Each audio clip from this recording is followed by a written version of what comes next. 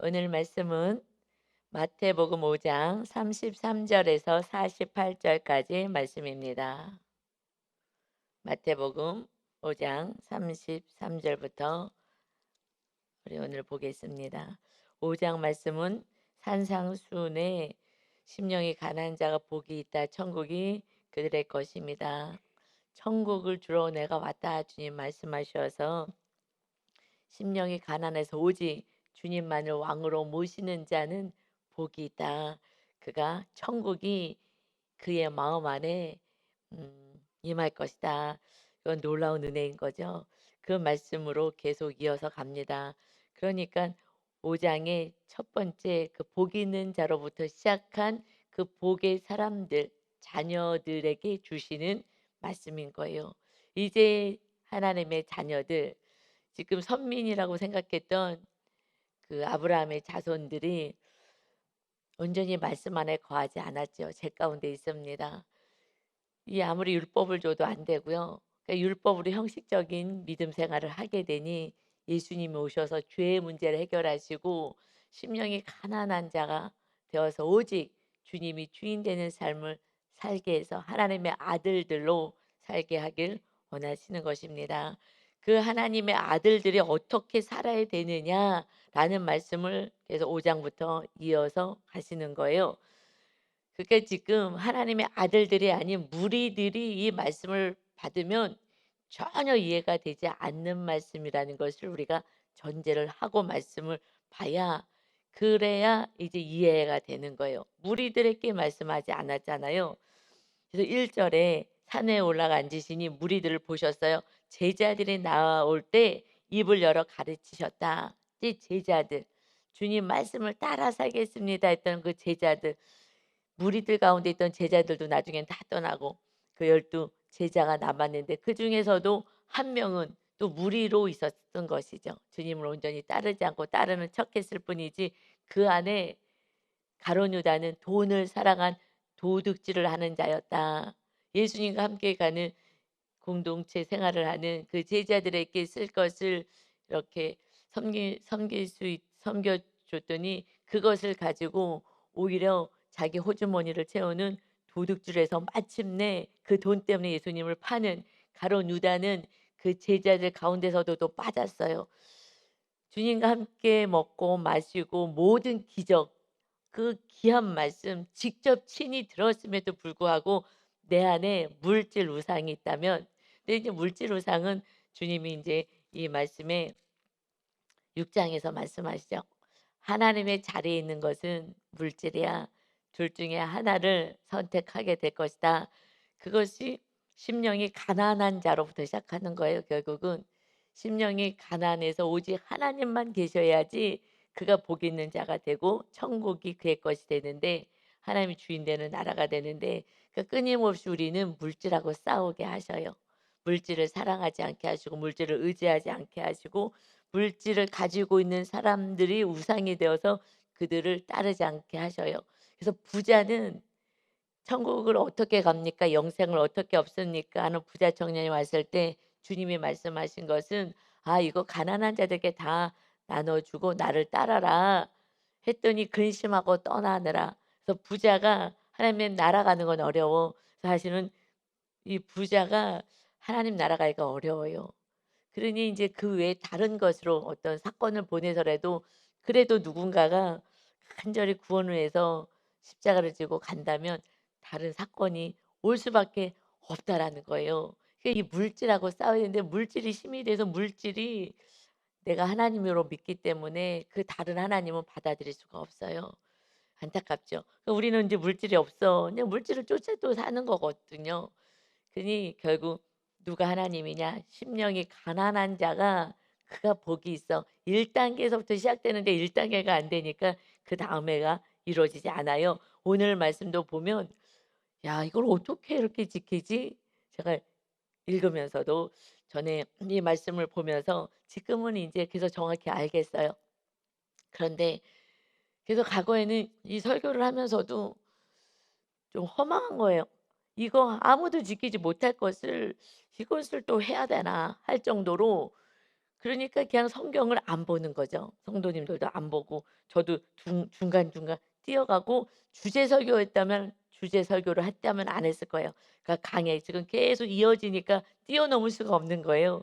그래서 강해 설교를 해야 돼요. 받기 싫어도 그냥 받아야 되는 거예요. 우리 이 모든 말씀은 자 이렇게 서로는 이제 우리가 깔고 가는 것이 33 절부터 이제 보겠습니다. 어저께 이제 말씀은 마음을 하나님은 보신다. 행위로 가는 것이 아니다.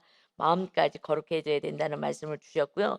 33절 보니까 또 옛사람에게 말한 바 구약의 말씀에는 헛맹세하지 말고 내 맹세한 것을 주께 지키라 하였다는 것을 너희가 들었으나 지금 이 말씀을 완성시키러 주님은 구약의 율법의 말씀을 완성시키러 오셨어요. 구약에는 마음의 법까지는 말씀하지 않으셨어요.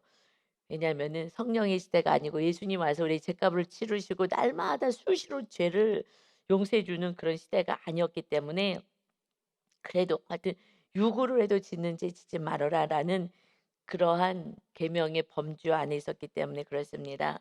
근데 여기서는 "헛맹세하지 말아라." 이웃을 향하여서 구약의 말씀에는 "거짓 맹세하지 말아라."라는 말씀이 있었어요.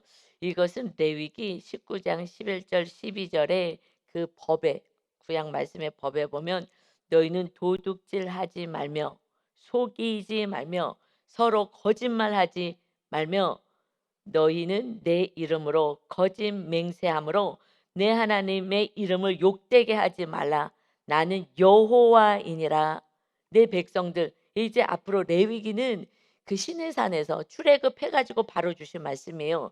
이제 하나님 백성이 되어서 하나님의 나라가 세워지는 하나님의 나라 땅에 사는 내 백성들은 이제 법을 내가 먼저 줄게. 애굽에서 나왔을 때에 이 법을 주셔요.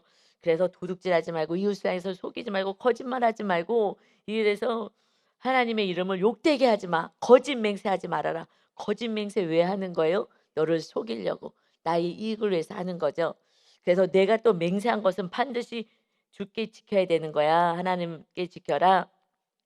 신명기도 이제 가나안 땅을 밟기 바로 전에 그때 다시 백성들에게 또 간구하면서 모세가 하나님의 말씀을 전하는 거예요. 그거는 신명기 10장 20 절에 보면 "주께 맹세한 것을 지켜라." 하시는 말씀 가운데 내 하나님 여호와를 경외하여 그를 섬기며 그에게 의지하고 그의 이름으로 맹세하라 그랬어요. 하나님의 거룩하신 이름으로 하나님의 백성 거룩한 백성이니까 너희들은 하나님의 이름으로 맹세해라라는 말씀을 주셨습니다. 왜냐하면 하나님의 거룩한 백성이 될 거니까. 내가 거룩하니 너희도 거룩해야 돼. 이 백성들이 그렇게 살아야 되니까 살 것을 믿고 하나님은 말씀을 주신 거예요. 그래서 "내 이름으로 맹세하라." 하나님을 의지하고 섬기고 "맹세해 하나님의 이름으로."라고 하신 그 말씀의 바로 17 절부터 말씀은 "내가 너희를 애굽에서 인도한 하나님이다.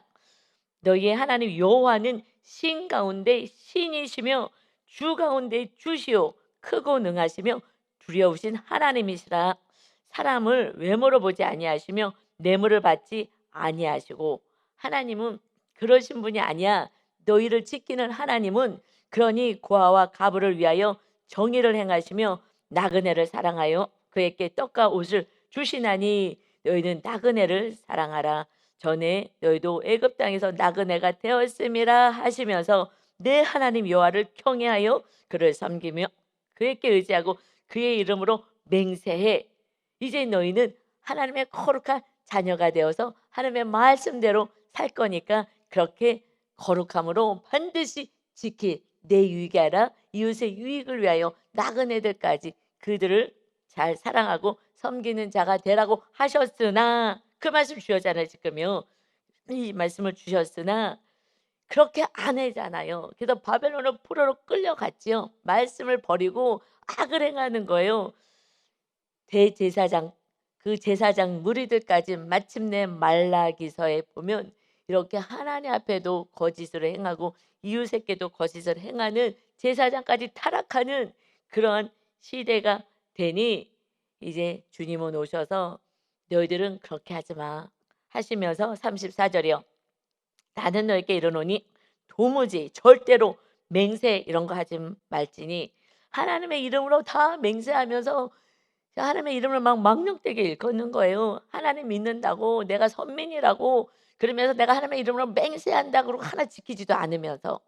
그러니 이제는 막 너무 싫으신 거예요. "인제 이렇게 하지 마." 하나님의 이름으로 너무 하나님의 이름으로 망령되게 굴잖아요. "나 교회 다녀." "그래. 내가 약속할게." 그래서 사실은 돈도 꿀 수도 있고요. 뭐 할 수도 있고요. 막 맹세해요. "내가 반드시 줄 거라고 내가 하나님 믿는 사람이라고. 이렇게 하지 마." 왜냐면 인간이 죄인인 거예요. 그래서 주님이 오신 거예요. 그렇게 의로워서 하나님이 아무리 이스라엘 백성들을 거룩하게 하시고 거룩해 하는 제사법을 주시고 아무리 해도 안 되는 거예요. 그러니 "너희가 주인임을 인정해라. 내가 주인을 구하러 왔다." 말씀하시면서 "이제 하늘로도 하지 말라. 이는 하나님의 보좌이며 하나님의 이름으로 안에 내가 하늘을 두고 내가 맹세하고 내가 땅을 두고 맹세하고 뭐 이렇게 맹세하겠다." 하나님이 계시는 보좌야. 하나님 앞에 맹세하는 거하고 똑같아. 세상 천지 만물 다 하나님이 주셨는데 하나님을 향하여 맹세하는 거와 똑같으니까 맹세 같은 건 아예 하지를 말아라. 그래서 하나님의 이름을 더럽히지 말아라. 누구에게 얘기하는 거예요? 이건 하나님의 자녀들에게 말씀하시는 거예요. 너희들이 죄인이고 악인이라는 것을 인정하라는 거예요. 그래서 우리는 그것을 알게 되면 교만할 수가 없어요. 제가 제 모습을 정말 인제 보면서 봤을 때는 저는 뭐 의인이었을까 바리새인처럼 뭐 11 조니 뭐 주의 성수니 기타 등등 이런 것들은 잘하고 살았을까 마음의 법품 아직 지키지 않았을 때는 너무너무 의로웠죠 저는. 너무 의로운 사람이었죠. 아까 너만 보일 때 내 마음에 내 마음을 보기 시작했을 부터는 저는 달라지기 시작한 거죠. 그다음부터는 제가 막 더 말씀대로 살고 겸손해지고 '내가 죄인이구나.' 그러니까 주님만 부여잡고 그냥 날마다 울고 회개하고 했었던 것이거든요. 그러니 그때 겸손해지기 시작해요. 그런데 지금 선민이라고 생각하는 이 백성들의 어떤 이 하나님이 이 지금 유대인들에게 먼저 제자로 부르심을 받았잖아요. 얘기하는 거예요. "너희들 선민이라고 착각하지 말고 내가 의인이라고 착각하지 말아라. 이제 앞으로는 땅으로도 하지 말라. 이는 하나님의 발등상에 하나님이 밟고 계시는 거야 이 땅을. 그러니 하나님 이 땅으로도 하나님 앞 맹세 땅을 갖고 맹세하는 거와 하나님 앞에 맹세하는 거와 똑같다. 예루살렘으로도 하지 말라. 이는 큰 임금의 성이요 하나님이 거하시는 큰 성이다. 이제 그런 걸로도 하지 마. 내 머리로도 하지 말아라. 이는 내가 한 터럭도 한 정말 한 알에도 이 한 가닥 머리라도 희고 검게 할 수 없는 정말 연약한 인간이라는 것을 인정해라. 오직 너희 말은 옳다, 옳다, 아니라, 아니라 하라. 그냥 이건 아닌 것 같아. 이건 그런 것 같아.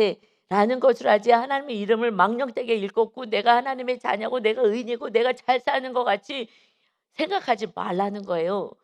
그래서 이에 지나는 것은 악으로부터 나느니라. 이것을 막 내가 가장해서 내가 하나님의 사람인데 내가 맹세를 한다고 막 이렇게 하는 것은 무엇이요? 자기 이익을 위해서 하는 거예요. 왜 맹세는 뭐하러 맹세해요? "아 이거 하겠습니다." 하고서는 그걸 지키면 되잖아요. 그런데 막 과장돼서 지나치도록 이에 지나게 하는 것은 악으로부터 나는 거야. 이 과장되게 하는 이것은 속이는 마음이 있는 것. 이렇게 악이 있는 경우도 있고요. 반드시 나의 이익 때문에 못 지킬 걸 뻔히 알면서도 당장 급하니까 막 맹세하면서 속이면서 할 수도 있고 또 내가 지키려고 했지만 "너희들이 그렇게 지켜지지 않는 것이다. 너희가 너희 자신을 몰라. 어떻게 살고 있는지조차를 몰라." 여러분 정말 어떻게 살고 있는지조차를 몰라요. 그래서 금쪽이 아이들 나오는 거 보면 엄마들이 왜 변화되는지 알아요? 자기의 모습을요 이 CCTV에서 적나라하게 봤거든.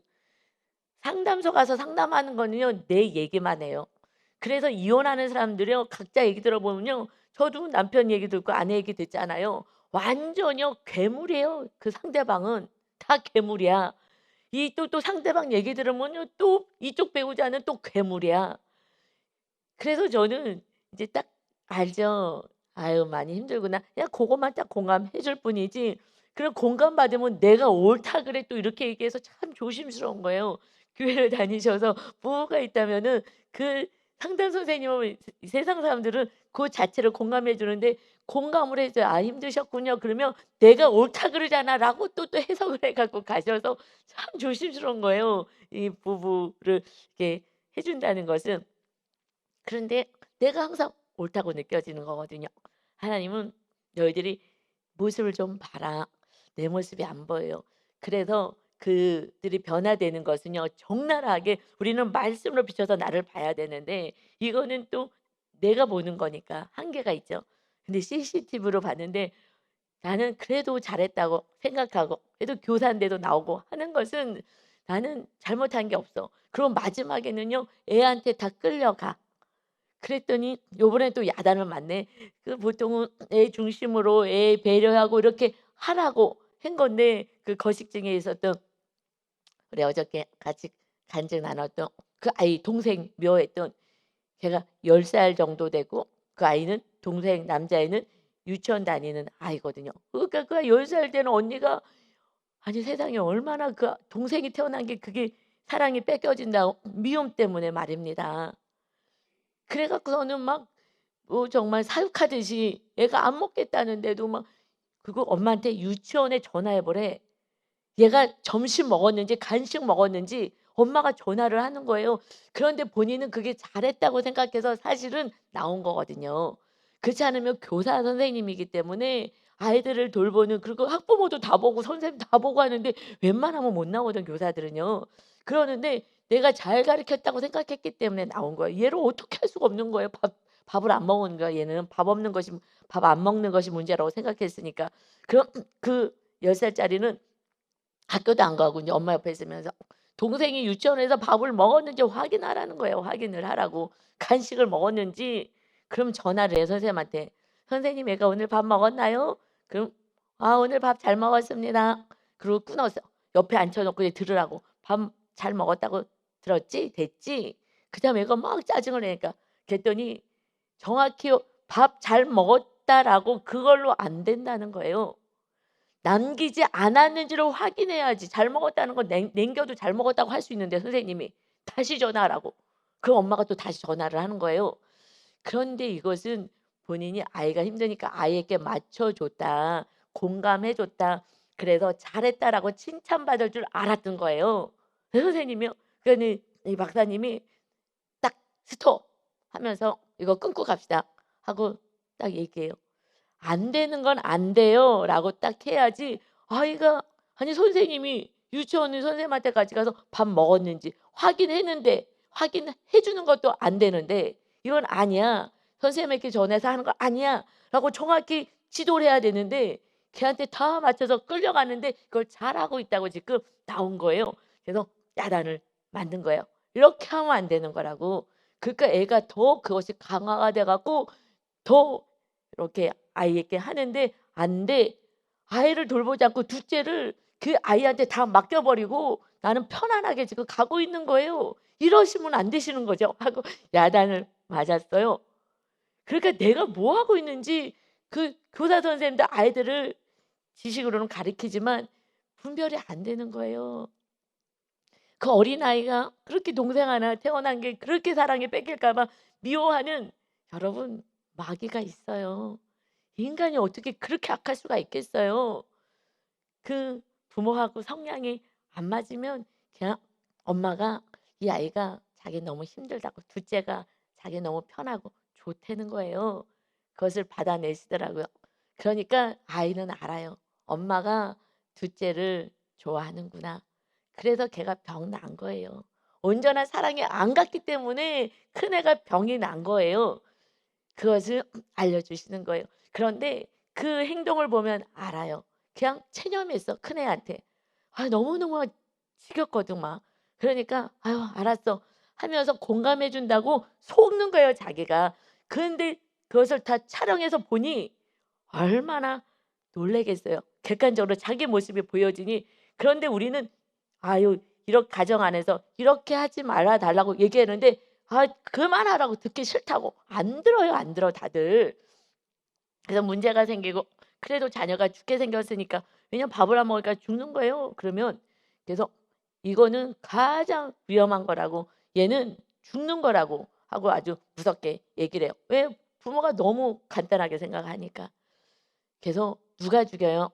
부모가 온전한 사랑을 주지 않아서 자녀를요 다 고통스럽게 제가요 친척 가운데 나이가 들어서 부모님이 팔순이 됐고 자기는 한갑이 됐는데 부모가 사랑한다는 말 한 번 듣고 싶다는데 나 못 해 주겠다고. 나한테 뭘 사랑했냐고. 동생들만 사랑했는데 난 사랑받은 적이 없다고 이렇게 하는 모습을 봤어요. 예수님 믿지 않으셔요? 이거는요. 그냥 안 되는 거예요. 예수님 안 믿는 사람들은요. 할 수가 없는 거예요. 아무리 내가 지식적으로 많이 알아도 난 지금 잘하고 공감해 주고 왜냐면 교사 선생님들 많이 그런 세미나 받고 해요. 그래도 그냥 육적인 건 안 되는 거예요. 누구한테 하신 말씀이라고요? 하나님의 아들들에게 하는 거예요. 거듭난 자에게 하는 거예요. 거듭난 자. 그렇지 않고는 우리는 온전히 살 수가 없어요. 우리가 5 장에서 팔복에서 심령이 가난해서 오직 주님이 주인 되십니다. 우상 내려놓고 그렇게 시작을 해요. 그래도 고난 속에 있으니까 고난과 힘드니까 그래서 천국이 너희들의 것이 된다. 이제 애통하라 하면서 이제 이 팔복까지 올 때 그때 의를 위하여 박해받는 자 복이 있어 천국이 그들의 것이며 이것은요 지성소까지 가는 온전한 하나님의 사람이 되는 하나님의 아들이 되는 데까지 우리는 가야 되는 거예요. 그전에는 쓰러지고 넘어지고 쓰러지고 넘어지가 팔복까지 오게 되는 거예요. 그래서 애통하게 뭐 온유하고 내 죄를 보고 하나님의 말씀을 따라 살고 성령 충만하여서 긍휼히 여기는 자가 되고 뭐 이런 것을 계속해서 훈련을 통해서 결국 마지막에 의를 위하여 박해받는 자까지 가는 것이 천국이 너희들의 것이야. 그때는 완전한 천국이 임할 거야. 그래서 첫 번째 그 천국은요 주님 붙잡고 시작하지만 그다음에 이 일곱 번째까지는 쓰러지고 넘어지고 하면서 마침내는 어디까지 가야 되냐면 의를 위하여 저 십자가를 지며 이웃을 내 목숨을 내놓고 사랑하는 데까지 주님처럼 그 십자가 진 데까지 가는 것이 그때 완전한 천국 하나님이 주인 되는 삶이다. 거기까지 가야 된다고 말씀하시는 거예요. 그러니까 이 말씀은 지금 여러분이 복 있는 자가 여덟 여덟 개 복이 잇따르면 지금 1 단계인지 2 단계인지 3 단계인지 거기서 지금 있기 때문에 이 말씀은 전혀 아니면 무리들은 지금 대부분의 교인들은 무리예요, 무리. 전혀 거듭나서 막 말씀대로 막 몸부림쳐서 살려고 하시는 분이 몇 있겠어요. 성경 한 번 안 보고 그냥 주일날 와서 그냥 말씀 듣고 그리고 또 다 가서 잊어버리고 내 뜻대로 살고 그렇게 하고 이런 말씀 또 이제 어떤 말씀이요? 38 절입니다. 또 눈은 눈으로 이는 이로 갚으라 하였다는 것을 너희가 들었으나 이렇게 구약에서는 출애굽기 21장 24 절에 말씀하신 거죠. 그리고 출애굽기 21장 25 절에는 이어서는 된 것은 된 것으로 상하게 한 것은 상함으로 때린 것은 때림으로 갚아라. 그만큼 하라. 왜냐하면 악하니까 그냥 누굴 잘못해서 그러면은 한 대 맞아서 한 대만 때리면 되는데 한 10 대를 때려야지 속이 직성이 풀리니까 그렇게 하지 마. 요 정도 선까지만 해도 지금 훌륭한 거라는 거예요. 그러나 이제는 성령님이 아니 하나님의 아들이 죽으러 오셨잖아요. 죽으셔서 내 안에 임하시잖아요. 우리 안에 창조주 하나님이 임하신 삶이라고요.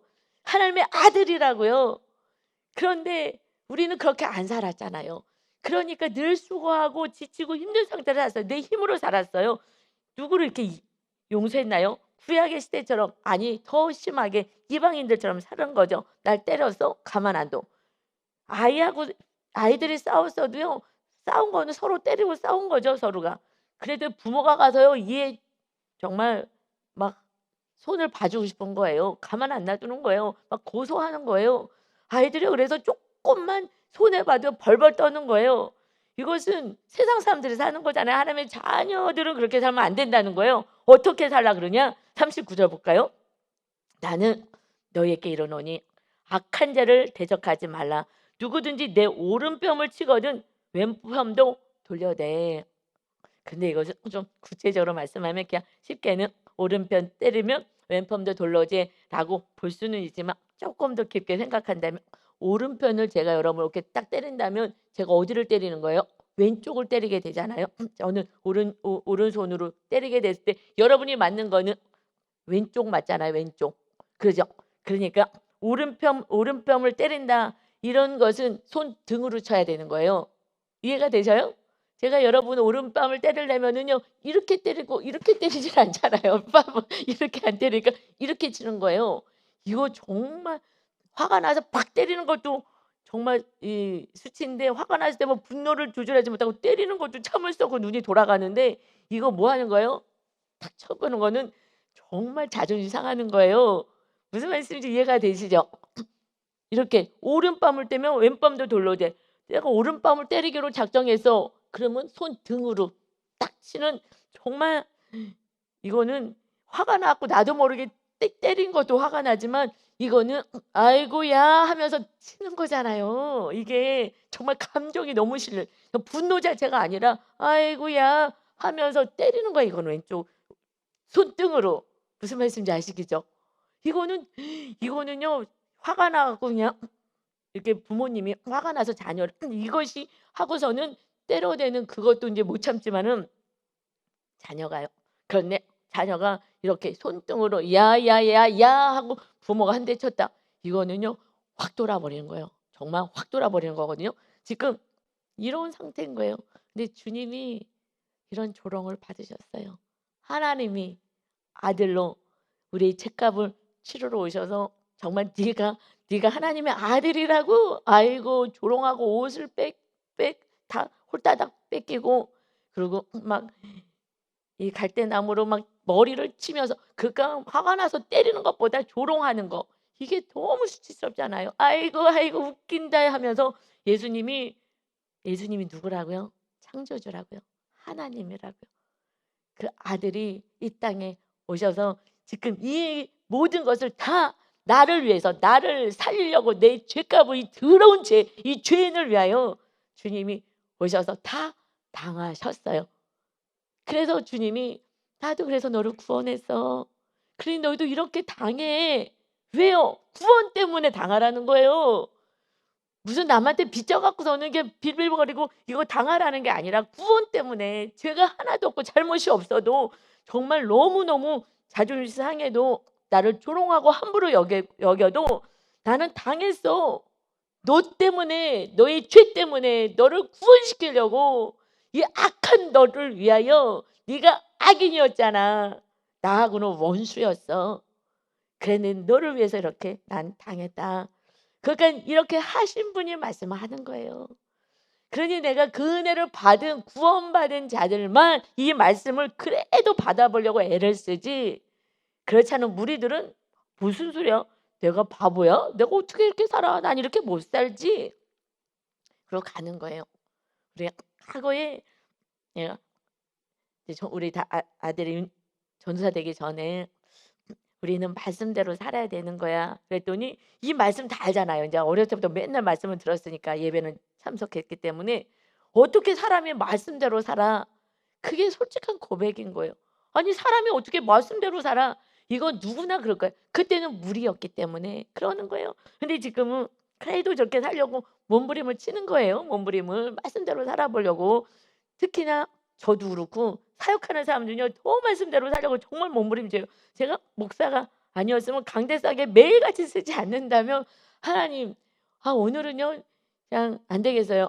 제가 뭐 목사가 아니었으면 하나님 이거는 일 주일 정도는 있어야 될 것 같아요. 용서가 안 되고 참을 수가 없어요. 막 이렇게 뭐 시간을 끌 텐데 강대상에 올라니까 시간을 끌 수가 없는 거예요. 시간을 끌 수가 없어요. 강대상에 서 가지고 이 말씀을 전할 수가 없는 거예요. 그래서 제가 은혜 받은 자라고 생각하는 것이 저는 빨리 회개하게 만든 거고요. 윤전자에서도 지금 주일날 또 수요일날 찬양하잖아요 앞에서. 막혀 있으면요 노래해요. 찬양 드리지 않아요. 그래서 성도님들이 노래하는지 찬양하는지 알아요.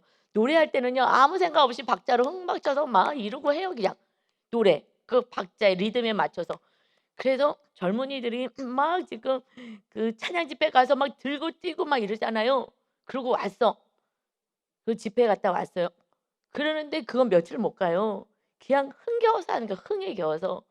그래서 정말 거룩하게 하나님께 찬양 드리는 거는요, 영으로 드리는 건 사실은 막 손뼉치고 막 신나서 드릴 수가 없어요. 주님의 보혈을 찬양하는데 어떻게 막 손뼉을 치면서 찬양을 해요? 할 수가 없는 거예요. 내가 영으로 드려지는데. 그래서 알아요. '몸부림을 치겠구나.' 본인이 알거든. 그냥 노래를 하게 되는 거예요. 깊은 영적으로 들어갈 수가 없는 거예요. 그러기 때문에 감사하는 거예요. 그런데 찬양 인도자가 노래를 너무 잘해. 솔직히 윤대 전사가 노래를 너무 잘하지 않아서 저는 감사해요. 노래를 그 기술이 너무 잘하는 정말 그런 사람이라면 그 테크닉으로 하지. 자기의 그 전문성으로 하죠. 그런데 안 해요. 노래를 잘하는 사람이 아니에요. 그런데다가 목도 저처럼 약하고 그래서 엄청 힘든 거예요 엄청. 그래서 주기도문송 해 주는 게 너무 기쁜 거예요. 9시도 좀 해 줬으면 좋겠다고 해요. 막 이 고음 처리도 너무 어렵고. 그런데 요즘은 내가 '그래도 더 성령님을 의지했으면 좋겠다.'라고 했더니 사건이 와서 이 귀가 이상이 있어서 귀가 뭐가 안 다친대요. 그래서 내 소리가 안 들린대. 사실 저는요 아들한테는 얘기 안 했지만 사실 살짝 감사했어요. '하나님 감사해요. 이제 하나님만 더 의지하고 찬양할 수 있게 돼서 감사해요.'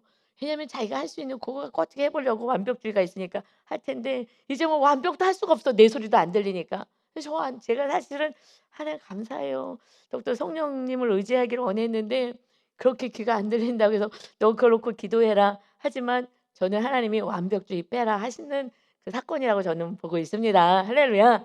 그러니 우리는 무엇이 감사해야 되는지 지금 이렇게 어떻게 살아요. 제가 이걸 읽으면서도 40 절에 읽는 게 아니라 하나님이 이렇게 살라고 말씀하시는 것입니다.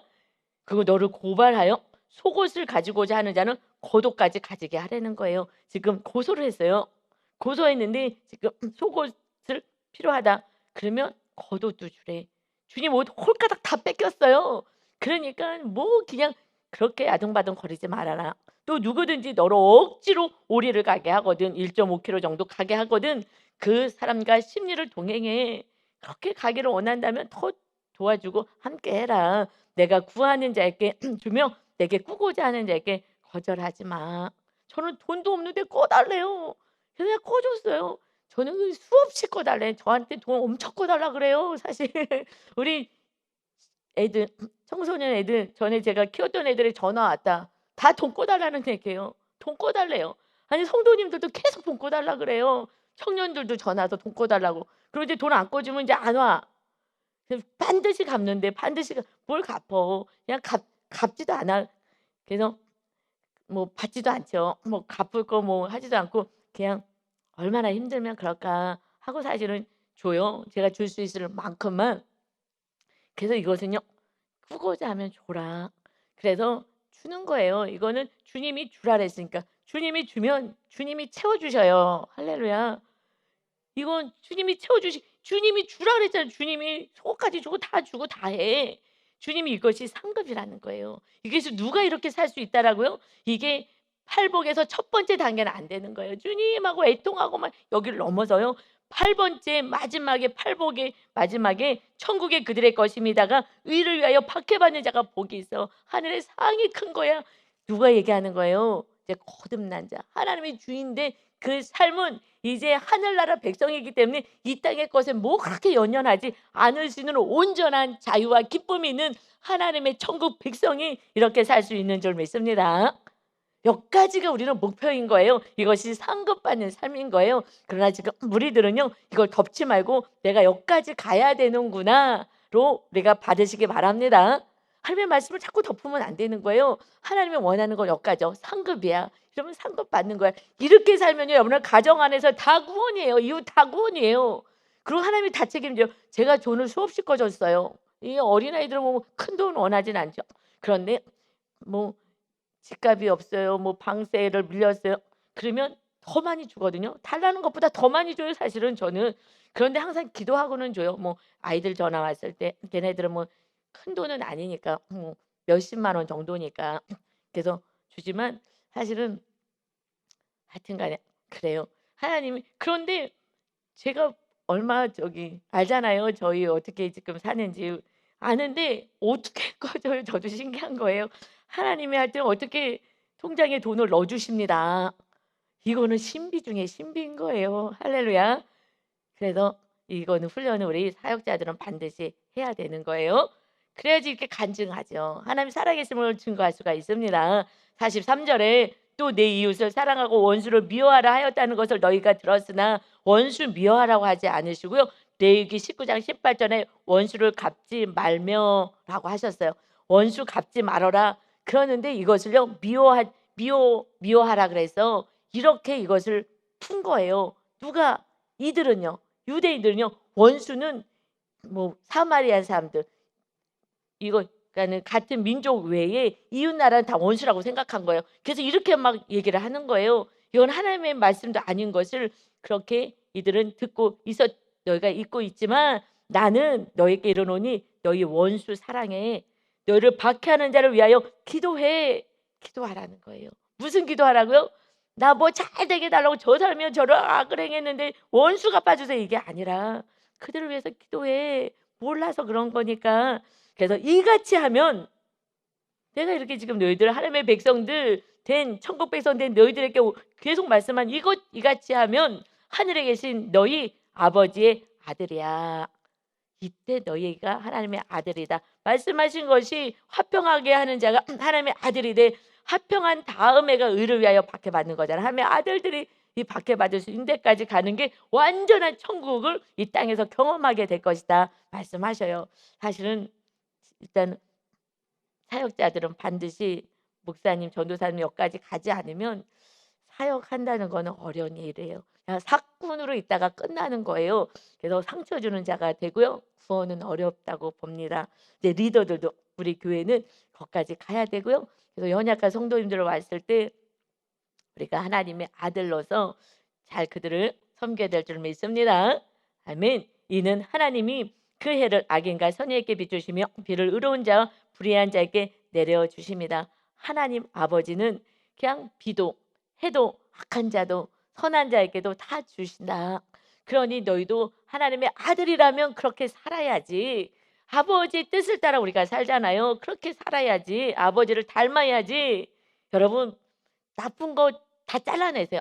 유괴부모로부터 받은 거 정말 기를 쓰고 산당 같은 거 몸에 막 무의식에 딱 붙은 것을 이것은 세상 언어로는 무의식이고 우리가 성경 언어로는 산당이라고 표현해요. 산당같이 거기에 이제 우상까지 세워 가지고서는 부모가 우상 만들어 준 거 그거 가지고 그냥 부모의 인생을 대신 살아 주는 것처럼 사는 거 다 잘라내시고 하나님의 아버지의 자녀로 사셔야 합니다. 아멘. 그래서 양육받는 거는 산당 우상 잘라내는 걸 부모로부터 온 것들 다 잘라내는 거예요. 그래서 부모가 온전해야 자녀가 온전해요. 하여튼 저도 운전하지 못해서 자녀도 많이 고생했습니다. 회개해요. 그래서 자녀 앞에 제가 고개를 들을 수가 없고요. 사실 성도님 앞에도 제가 고개를 들을 수는 없어요. 이 진리를 제가 너무나 늦게 행하고 있기 때문에 그동안에 저한테 상처받은 또 수많은 성도님들 생각하면 정말 슬픔이 나오고요. 이 팔복 엄청 몸부림을 치고 제가 받았잖아요. 이틀 동안 엄청 발버둥을 치고 하루 종일만 해서 받았는데 그때 받을 때요. 마음이 청결케 하는 은혜가 있었어요. 그래서 화평으로 이어지는 실제 사건이 있었어요. 그때 정말 완전히 하나님의 은혜로 회개를 시켜 주시는데 저는 전혀 생각하지 않았던 그 사건들을 막 보여주시면서 어떤 사건 때문에 제가 '회개를 해야 되겠다.' 뭐 크게 잘못은 없다고 생각했는데 해서 하여튼 회개하는데 그때 하나님의 강력한 은혜가 입혀져서 제가 성도님들에게 또 제가 사랑하는 사람들에게 했던 것 다 '내가 상처를 줬구나.'라는 또 다른 깊은 회개를 하셨어요. 그러고 나서 정말 상상도 못했던 회개를 하게 하셔 가지고 하게 놨더니 화평하는 자가 되게 하신 거예요. 이 말씀이 그리고 의를 위해서 박해받는 자까지 가게 하시니 거기까지 제가 딱 살아내고 났더니 그러고 나서 이 말씀이 토요일 날 딱 뚫린 거예요 사실은. 토요일 날 이 어떤 사건이 있어 무슨 사건이 있어 갖고서는 딱 뚫려졌더니 삶에서 그러니 이 말씀이 딱 보이면서 "너가 지금 살고 있는 이대로가 이것을 말씀하는 거야." 그래서 사건이 왔다라는 건 너무 감사한 것 같아요. 우리를 거룩하게 하는 사건입니다. 모든 것이 저 안에도 조금 '아 이게 또 뭐지? 아유 왜 또 이런 일들이 또 일어났을까?'라고 했지만 결국은 이 마태복음 안 뚫렸을 뻔했어요. 그냥 일반적으로 그냥 개념으로 또 설명할 뻔했는데 그래서 오늘 말씀도 이거는 정말 하나님의 아들들에게 주시는 말씀이에요. 거듭난 자. 하늘나라 시민에게 주시는 팔복의 그 마지막에 박해를 받는 영원 구원을 위해서 살아가는 그들에게 주시는 말씀이니 이것은 몇 명이 받지는 못하는 말씀인 거예요. 하늘나라의 상 받을 자들이 받을 말씀이기 때문에 어떻게 이것을 행해 하지만 못하면은 상은 하늘나라에 없는 거예요. 그리고 가족의 구원도 없는 거예요. 그래서 46절 볼까요? 너희가 너희를 사랑하는 자를 사랑하면 무슨 상이 있으리요? 세리도 이같이 아니하느냐. 세리 죄인이라고 하는 자들도 그냥 이 정도는 할 수 있어. 또 너희가 너희 형제에게만 무난하면 남보다 더하는 것이 무엇이냐. 이방인들도 이같이 아니하느냐. 무난하고 인사하는 거. 그냥 내가 싫어하고 나를 미워하는 사람하고는 전화하기도 싫고 만나기도 싫고 밥 먹기도 싫고 이러잖아요. 이러듯이 그러면 뭐야 똑같지 이방인들처럼. 그러므로 하늘에 계신 너희 아버지 우리 아버지는 누구예요? 하늘에 계신 하나님 아버지가 진짜 아버지이십니다. 육의 부모님은요 그냥 형제님 자매님인 거예요. 정확히 거기까지 가셔야지 하나님의 아버지만 섬기게 돼요. 그냥 육에서 만나서 천국 가면 다 형제님 자매님으로 불러요. 이 땅에서만 이런 어떤 양육 구조 속에서 있는 것이죠. 그래서 너희 아버지의 온전하신 같이 너희도 온전하라. 아멘. 이것이 팔복의 마지막에 하나님의 아들들 천국이 그때 완전히 너희들의 것이 될 것이다 말씀하십니다. 정말 상급 쌓는 진정한 하나님의 백성들 이 말씀이 음 이 팔복이 뚫리고 나니까 이 말씀이 아무나 받을 수 없는 무리도 아니고 제자들도 아니고 또 떠날 제자들도 아니고 열두 제자들 가운데 진정으로 십자가를 지는 사도 바울이나 이런 온전한 제자들이 하나님의 아들들 되어서 살아가는 그래서 그들은 다 십자가를 졌잖아요. 다 순교 당했어요. 그런데 지금 순교 당하는 그러한 믿음으로 살아가라고 하시는데 이웃의 구원을 위해서 그런데 지금 옷 가지고 뭘 벌벌 떨겠어요? 뭘 가지고 벌벌 떨겠어요? 그냥 한마디에 따르겠어요? 지금 뺨때기로 막 손등으로 막 얼굴을 쳐대든 말든 간에 그냥 한 영혼만 쭉 불에서 건져내기만 한다면 그것은 하나님이 너무 기뻐하는 거야. 그런데 무엇 때문에 지금 살아가느냐? 너희들 무엇 때문에 살아가? 그 하나님의 나라를 위해서 그 한 영혼의 구원을 위해서 살아간다면 이 땅에 필요한 거 내가 다 줄 거야. 뭘 못 주겠어. 내가 세계를 엮고 새로운 걸 창조하고 하늘 나라를 지금 새롭게 창조하시고 우리가 갈 집을 준비해 놓으시는데 너희가 나를 그렇게 못 믿느냐. 여러분 이제 주님을 모시는 왕으로 모시는 그 첫 단계에서 다시 온전한 믿음으로 세워지시기를 예수님의 이름으로 축원합니다. 아멘. 아버지 하나님 우리는 하나님의 자녀라고 생각하고 살았습니다. 그러나 우리 안에는 마음에 기쁨도 없고 평안도 없고 정말 나 중심적으로 나에게 조금만 해가 되면 원수가 되고 미워하고 아버지 그런 정말 너무나 주님 앞에 부끄러운 삶을 살았습니다. 성경 말씀을 읽고 아는 이런 사역자들조차도 온전하지 않았음을 아니 제가 온전하지 않았음을 하나님 다시 고백합니다. 그것도 토요일 날에 나는 정말 잘못한 것이 없다고 생각했는데 너가 한 그 말이 누군가는 상처 받았을 것을 하나님이 보여주시며 다시 마음을 정말 깨끗하게 정결케 하심으로 이 진리가 이 팔복의 은혜를 누리게 하고 더 큰 하나님의 나라 천국을 경험하게 하신 것처럼 내 하나님의 백성들 모두에게 이 진리를 전하라 하십니다. 오늘 말씀을 받았으니 이제 먼 목사님만 행할 수 있는 하늘에서 상급 받으세요로 하지 않게 하시고 우리 모두를 위하여 구원해 주신 주님의 그 십자가의 절절한 은혜를 생각하며 우리가 하나님의 기쁨이 되는 거룩한 백성으로 오늘도 살게 하여 주옵소서. 마음 안에 용서가 되지 않는 사람이 있다면 몰라서 그러는 것이니 정말 용서함으로 우리 안에 기쁨과 자유와 천국을 누릴 수 있는 은혜를 허락하여 주옵소서. 감사드리며 예수 그리스도의 이름으로 기도하옵나이다. 아멘.